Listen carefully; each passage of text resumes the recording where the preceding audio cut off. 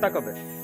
आपने कभी सोचा है शेयर मार्केट गिरता कब है? आप थोड़ा सोचो, दिमाग लगाओ। सबसे पहले तो कुछ ऐसी कंडीशन हमारे आसपास हो जाए, एकदम से ही उसका इफेक्ट शेयर मार्केट के ऊपर पड़ता है। आप कभी कभार देखना होता क्या है, मान लो जैसे एग्जांपल देता हूं, इंडिया पाकिस्तान का वॉर हो गया, ठीक है, इंडिया पाकिस्तान का वॉर हुआ तो डेफिनेटली उसका इम्पैक्ट अब होगा क्या, वॉर हुआ तो वॉर होने की वजह से क्या होगा, बिजनेस पे इफेक्ट पड़ेगा, जिससे सीधा शेयर मार्केट पे इफेक्ट पड़ता है। आप कभी गौर करना, कभी कहीं वॉर छिड़ जाती है, कुछ भी हो जाता है, it's not about India Pakistan war, किसी अलग तरह कहीं अलग भी कॉन्टिनेंट में, वहां पर अगर कोरिया के यहाँ पर भी वॉर का अंदेशा लगाया जा रहा है तो कोरिया की जो कंपनी है उसके शेयर गिर जाएंगे। समझ रहे हो? क्योंकि वॉर के टाइम पे क्या होता है, सारी चीजों पे बैन लग जाता है, सब कुछ बंद हो जाता है। तो आप ये ना इन सब चीजों पे गौर करो कि एक्चुअली शेयर मार्केट गिरता कब है। ठीक है, वॉर हो गया, गिर जाएगा।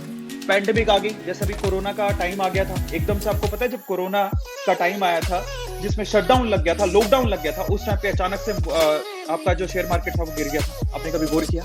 तो वॉर आने पे गिरता है, पैंडेमिक आने पे गिर जाता है, कहीं कहीं कुछ बेसिकली जैसे कहीं अर्थक्वेक आ गया, मतलब क्या बोलते हैं उसको, नेचुरल कैलेमिटी होगी, कैलेमिटी बोलते हैं, नेचुरली अगर कुछ हो गया, ऐसा कोई प्रॉब्लम आ गई, भूकंप आ गया, सुनामी आ गई, उससे शेयर मार्केट पे सीधे इम्पैक्ट पड़ता है। तो ये सब चीजें क्या है, इनसे शेयर मार्केट गिरता है। अच्छा, और किस वजह से शेयर मार्केट गिरता है, और रीजन कौन सा हो सकता है? अचानक से शेयर मार्केट में कंपनियों के शेयर कब गिरते हैं? जब बैंक ने किसी सेबी ने किसी कंपनी को रेगुलेटरी या फिर फॉल्टी घोषित कर दिया, ठीक है, या फिर गवर्नमेंट ने अपने रूल्स बदल दिए, या फिर गवर्नमेंट ही बदल गई। आपने देखा होगा 5 साल बाद गवर्नमेंट बदल जाती है, तो अचानक से गवर्नमेंट बदलती है तो उनके रूल्स रेगुलेशन बदलते हैं, तो उससे भी शेयर मार्केट गिरता है। तो बेसिकली शेयर मार्केट गिरने के बहुत सारे रीजन होते हैं। कुछ रीजन ऐसे हैं जो कि हमारे हाथ में नहीं है, उसको कंट्रोल करना हमारे हाथ में नहीं है। भाई आप थोड़ी भूकंप आए तो आप क्या कर लोगे, सुनामी आई तो आप क्या कर लोगे, गवर्नमेंट बदल गई तो आप क्या कर लोगे, कुछ नहीं कर सकते। समझ में आ रहा है? तो इस तरह के जो परिवर्तन होते हैं जिसकी वजह से शेयर मार्केट गिरता है, ऐसी चीजों को हम लोग बोलते हैं अनकंट्रोलेबल रिस्क, जो हमारे कंट्रोल में नहीं है। लेकिन कई रिस्क हमारे कंट्रोल में होते हैं, ठीक है। तो वो जो अनकंट्रोलेबल है उसमें तो हम कुछ नहीं कर सकते, लेकिन जो कंट्रोलेबल है उनमें हम बहुत कुछ कर सकते हैं। अगर उनको हम लोग कंट्रोल कर लेंगे तो डेफिनेटली क्या होगा, हम क्या कर सकते हैं, अपने लॉस को तो कम कर ही सकते हैं, इनफैक्ट हमें लॉस होगा ही नहीं, और साथ ही साथ हम प्रॉफिट भी गेन कर सकते हैं इन्वेस्टमेंट पे। तो आज हम लोग यही समझते हैं कि किस तरह से हम लोग क्या कर सकते हैं, अपने लॉस को कम कर सकते हैं, मतलब हमें लॉस हो ही नहीं इन फ्यूचर, और अपने प्रॉफिट को बढ़ा सकते हैं, इन्वेस्टमेंट करके पैसा कमा सकते हैं। उसके बारे में आज बात करने वाले हैं, ठीक है। सो चलिए, तो फाइनली पैसा डूबना इज नॉट अ रिस्क, पैसा डूबना इज आउटकम। ये आपने रिसर्च ही नहीं किया। तो रिस्क किस किस तरह का होता है, कितने कितने का होता है, उसके बारे में बात करते हैं। तो मैंने आपको बताया कि शेयर मार्केट में 2 तरह का रिस्क होता है। पहला रिस्क तो क्या होता है, पहला रिस्क होता है बेसिकली कि भाई अनकंट्रोलेबल, जो हमारे कंट्रोल में नहीं है, जैसे शेयर मार्केट गिरेगा। समझ में आ रहा है? और दूसरा होता है कंट्रोलेबल। अनकंट्रोलेबल रिस्क के बारे में बात करते हैं। सबसे पहले अनकंट्रोलेबल रिस्क क्या होता है, जैसे कि अखबार में किसी कंपनी के लिए कोई हेडलाइन छप गई, समझो उसका मैनेजमेंट खराब है या फिर कुछ फ्रॉड हो गया है उस कंपनी में, उस कंपनी के ऊपर शिकायत दर्ज की गई है।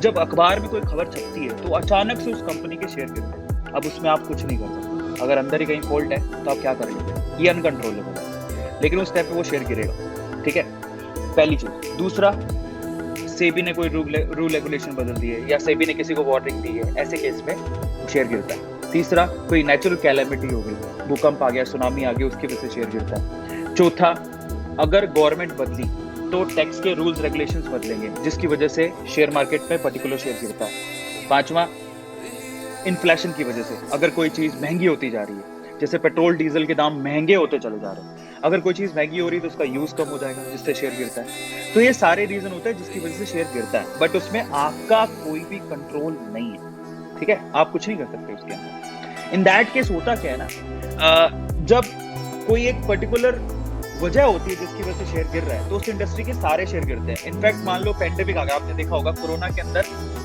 ऐसा नहीं था कोई 1 या 2 सेक्टर के शेयर गिरे थे, सारे शेयर नीचे आ गए, अच्छा बुरा सारे शेयर नीचे आ गए थे। तो उसमें आप कुछ नहीं कर सकते, दैट इज अनकंट्रोलेबल। तो कंट्रोलेबल क्या है, उसके बारे में बात करेंगे, ठीक है। कंट्रोलेबल ऐसे रिस्क जो आप कंट्रोल कर सकते हो, अगर आपने थोड़ा सा भी ध्यान दिया होता तो शायद आपको लॉस नहीं होता, उसके बारे में बात करेंगे। सबसे पहला रिस्क, जो सबसे बड़ा रिस्क है, जो ज्यादातर लोग गलती कर बैठते हैं। मैंने आपको कहा रिसर्च करो, रिसर्च करो, रिसर्च करो, ठीक है, बट आप रिसर्च नहीं करते। आपने क्या किया?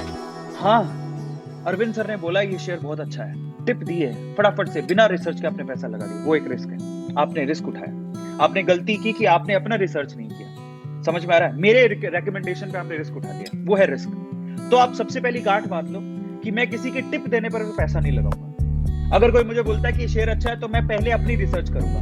समझ में आ रहा है? अच्छी तरह से रिसर्च करने के बाद ही मैं पैसा लगाऊंगा। सबसे पहली चीज, ये सबसे बड़ा रिस्क होता है जो कि कंट्रोलेबल है। किसी कहने पर मैं पैसा नहीं लगाऊंगा। दूसरा क्या है?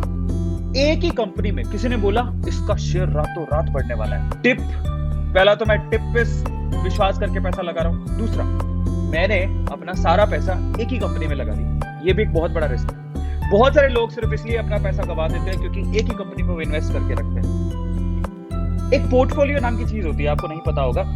पोर्टफोलियो का मतलब ये होता है कि आपके डीमेट अकाउंट में आपने कितनी कंपनियों के शेयर खरीद रखे हैं, उस बंच को बेसिकली पोर्टफोलियो बोला जाता है।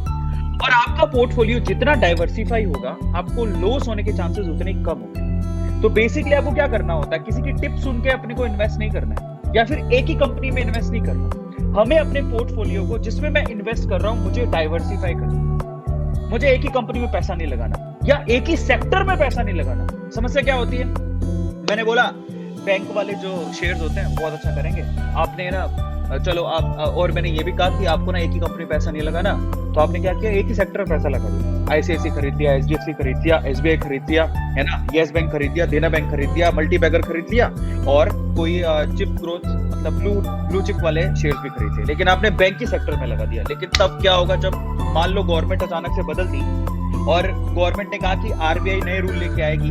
जब आरबीआई नए रूल लेके आएगी तो वो क्या होगा? सारे के सारे बैंक्स पे लगेगा, सारे बैंक के शेयर गिरेंगे। तब आप क्या करोगे? इसका मतलब क्या हुआ? ऐसा नहीं कि सिर्फ एक ही कंपनी में पैसा लगाना रिस्की है, वो कभी नहीं करना। एक ही सेक्टर में भी पैसा लगाना रिस्की है। आपको ऐसा कभी नहीं करना कि आपने सारा का सारा बैंकिंग सेक्टर में पैसा चिपका दिया। आपको क्या करना है? थोड़े बैंकिंग सेक्टर के शेयर ले लिए अच्छे, थोड़े एफएमसीजी सेक्टर के शेयर ले लिए, थोड़े ऑटो सेक्टर के शेयर ले लिए, समझ आ रहा है? कोई पीएसयू सेक्टर के शेयर ले लिए, इंश्योरेंस सेक्टर के शेयर ले लिए, ठीक है, म्यूचुअल फंड वाले सेक्टर के शेयर ले लिए।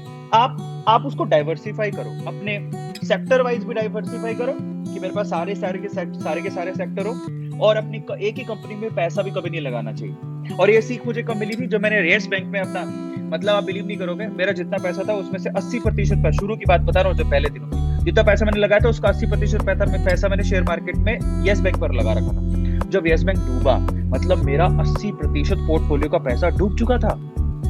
मैंने वहां से क्या सीखा? मैं भागा नहीं। मैंने वहां से ये सीखा कि पहली बात तो अब ये जो लॉस हो गया, जो हो गया, सबसे पहले तो एक ही कंपनी में पैसा कभी मत लगाओ। आपका पोर्टफोलियो डाइवर्सिफाई होना चाहिए। और कई बार मैं आपको बताता हूँ, अगर आप ध्यान से देखोगे ना, बड़े बड़े इन्वेस्टर या जो भी होते हैं, वो अपने पोर्टफोलियो के अंदर कम से कम 3 या 4 सेक्टर या कम से कम 15 या 20 कंपनीज में पैसा लगाते हैं। कई लोग उससे कम में भी, लेकिन 15 या 20 कंपनी में जब पैसा लगा होता है, आपका पैसा जब डाइवर्सिफाई होता है तो आप सेफ जोन में रहते हो।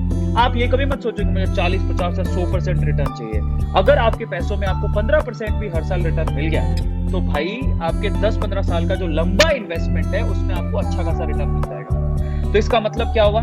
हमारा सबसे बड़ा रिस्क पहला ये है कि हम रिसर्च ही नहीं करते। दूसरा रिस्क है हम एक ही कंपनी में पैसा लगा देते हैं, अपने पोर्टफोलियो को डाइवर्सिफाई नहीं करते। अगर अपने पोर्टफोलियो को डाइवर्सिफाई कर लोगे तो आपका रिस्क फैक्टर वैसे ही कम हो जाएगा। सबको समझ में आ गया? ये आप लोगों को ध्यान रखना है। अब चौथा सबसे इंपॉर्टेंट क्या है?